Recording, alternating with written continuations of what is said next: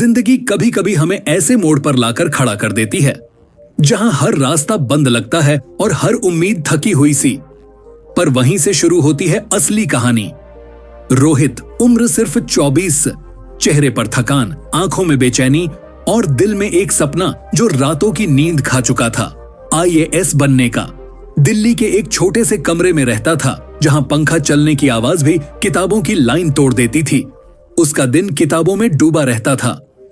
NCERT, Laxmikant, the Hindu और रातें खुद से सवाल करते हुए बीतती थीं।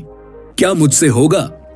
पापा एक दर्जी थे, घर का खर्च मुश्किल से चलता, मां बीमार रहती और आसपास हर दिन ताने सुनने को मिलते। इतना पढ़ेगा क्या करेगा, सरकारी नौकरी में सब जुगाड़ से होता है। लेकिन रोहित हार मानने वालों में से नहीं था। उसने 2 बार प्रीलिम्स में फेल किया, तीसरे अटेम्प्ट में मेंस क्लियर किया, पर इंटरव्यू में बाहर हो गया। 3 साल की मेहनत और रिजल्ट 0। फिर एक दिन ऐसा आया जब सब बिखर गया।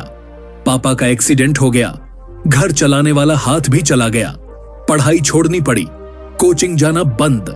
लोग बोले, अब तो छोड़ दे बेटा, ये UPSC तेरे बस का नहीं। लेकिन यहीं से शुरू हुई उसकी असली लड़ाई। उसने किताबें दोबारा उठाई, लेकिन इस बार सिर्फ IAS बनने के लिए नहीं, बल्कि खुद को साबित करने के लिए।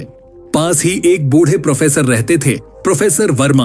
उन्होंने रोहित को देखा, आंखों में जिद पर जेब में खालीपन। उन्होंने कहा, तू हार सकता है बेटा, लेकिन रुक मत, IAS किताबों से नहीं, तेरे जज्बे से निकलेगा। रोहित ने पब्लिक लाइब्रेरी में दिन रात गुजारे, कोचिंग के नोट्स मांगे, योजना और कुरुक्षेत्र की कटिंग्स इकट्ठा की।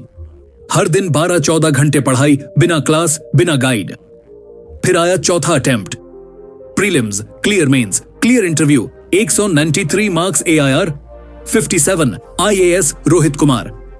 वो लड़का जिसे समाज ने नकारा, जिसके पास कोचिंग नहीं थी, AC कमरा नहीं था, ब्रांडेड गाइड नहीं थी, आज देश की नीतियां बना रहा था। जब एक इंटरव्यू में पूछा गया, अगर वो सारे नाकाम अटेम्प्ट नहीं होते तो क्या होता? रोहित मुस्कुराया और बोला, तो शायद मैं IAS नहीं बनता, क्योंकि वही नाकामी मुझे आग बनाती रही। जो हुआ सब अच्छे के लिए ही हुआ। जो रातें सबसे ज्यादा रुलाती हैं, वही सुबह सबसे ज्यादा चमक लाती हैं। UPSC एक एग्जाम नहीं, आत्मा की परीक्षा है, और जो इससे निकलता है वो सिर्फ अफसर नहीं, इंसान बनता है। अगर आप भी हार के मोड़ पर खड़े हों, तो ये मत सोचो कि खत्म हो गया। शायद यहीं से आपकी कहानी शुरू हो रही है। जो होता है सब अच्छे के लिए होता है।